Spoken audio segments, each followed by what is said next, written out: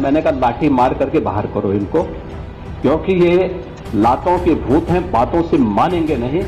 हमारा मराठी ना आवेला, ये कौन सा ये हुआ कि हम महाराष्ट्र में रहते हैं, काम करते हैं, तो हमको मराठी आना ही आना है। जी हाँ, कुछ समय पहले पवन सिंह और राज ठाकरे के बीच जो भाषा को लेकर विवाद हो रहा था, उसी के बीच अब एंट्री हो गया है योगी आदित्यनाथ जी का।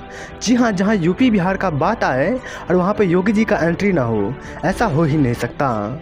योगी जी सीधा चैलेंज करते हैं कि जो अभी मारता है उसको मारा जाए। इसी के साथ योगी जी कहते हैं कि लातों का भूत बातों से नहीं मानता।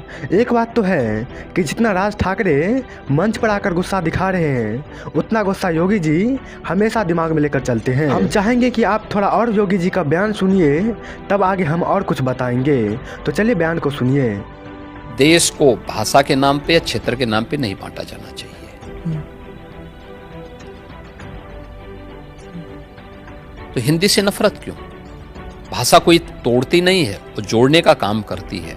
और त्रिभाषा सूत्र के माध्यम से तो हिंदी को राजभाषा की मान्यता देकर के हिंदी, इंग्लिश और स्थानीय भाषा, वो तमिल हो सकती है, मलयालम हो सकती है, कन्नड़ हो सकती है, तेलुगु हो सकती है, मराठी हो सकती है। हल्दी घाटी के युद्ध के दौरान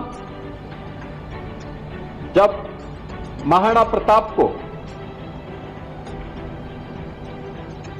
युद्ध के उपरांत जो परिणाम सामने आए थे, उन्हें जंगलों की तरफ प्रस्थान करना पड़ा। उस समय कौन लोग महाराणा प्रताप के साथ थे? भील थे,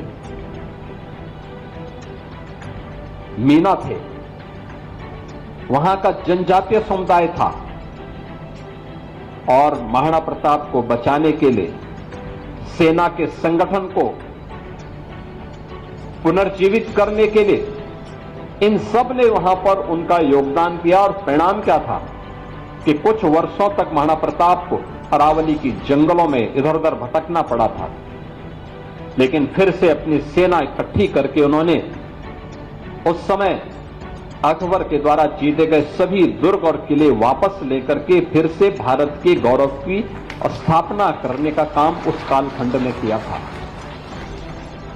छत्रपति शिवाजी महाराज के साथ कौन लोग योगदान दे रहे थे? यही समुदाय दे रहा था, यही समुदाय दे रहा था। छत्रपति शिवाजी महाराज जिस तत्परता के साथ उस कालखंड में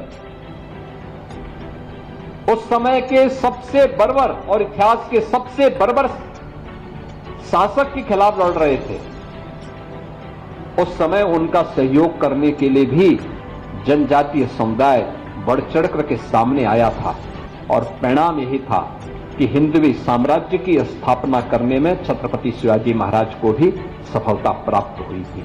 हम माता भूमि और पुत्रोहम पृथ्व्या की बात करते हैं, लेकिन हमें किसी अच्छे पेड़ को अपने स्वार्थ के लिए काटने में कोई संकोच नहीं होता। धरती माता के लिए अगर कहीं पे कोई तालाब बनाया गया होता है तो हम उसमें कूड़ा फेंकने में कोई संकोच नहीं करते, कोई संकोच नहीं करते। किसी तालाब की भूमि पर कब्जा करने में भी हम कोई संकोच नहीं करते।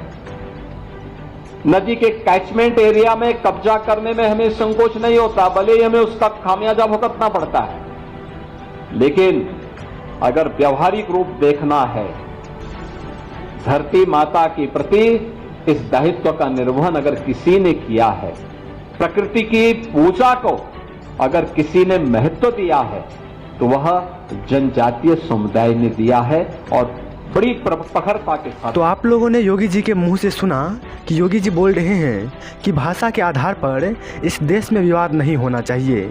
हर व्यक्ति का अधिकार है कि वो अपना अपना भाषा बोल सके। जैसे हिंदी, इंग्लिश ये भाषा तब तो भारत में एक आम भाषा है। हर व्यक्ति को हर जगह रहने की अधिकार है, वहाँ पे किसी भी भाषा को बोलने का अधिकार है। तो ऐसा क्यों हो रहा है? इसी के साथ योगी जी कहते हैं कि जो मारता है उसे मारना चाहिए। तो इसको लेकर आप लोग का क्या विचार है, आप लोग कमेंट बॉक्स में बताइए। और इस तरह के नए नए अपडेट के लिए आप इस चैनल को सब्सक्राइब करके बेल नोटिफिकेशन को ऑल कर लीजिए। मिलते हैं नए वीडियो में नेक्स्ट न्यूज़ के साथ, तब तक के लिए धन्यवाद।